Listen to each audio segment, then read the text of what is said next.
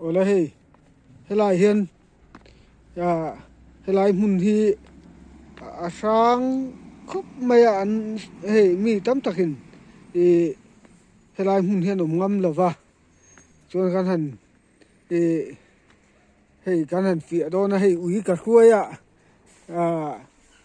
enge amar chu ui hi chu mi hring bula chuan thlai mong ma ve em ma lai kan han chho do na amak khop mai te helan chak khi thom tat mai thom helama chu ava mak ve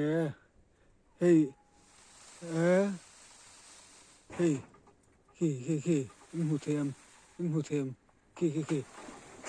chu nung lama te ri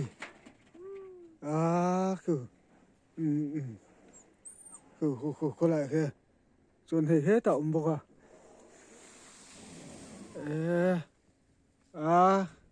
patlin va har deuh ve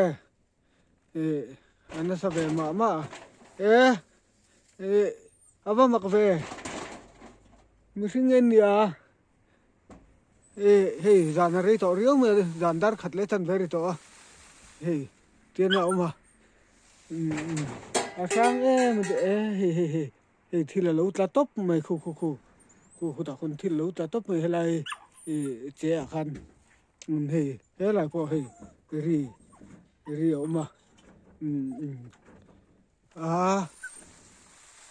cái này tổ lâu mới là nghe chúng ta lâu ta bỏ thân về thế nhỉ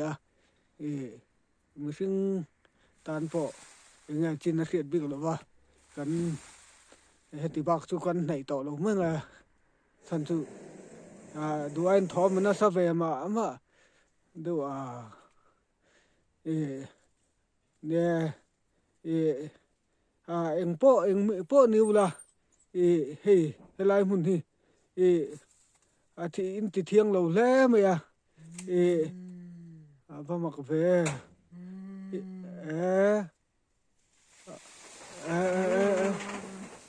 lại muốn hiện ông muốn ông tổ lâu là cần phát thì về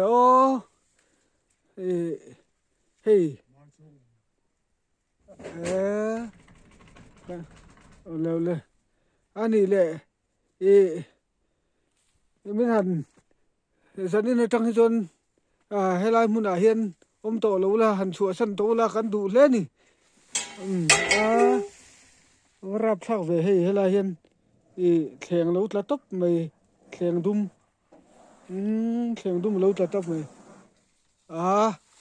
kia mấy anh phát tin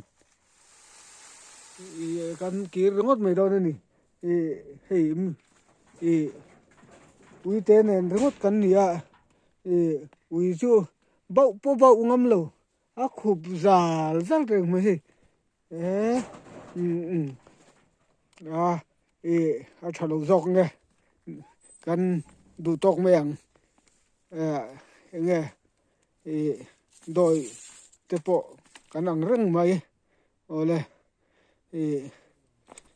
apa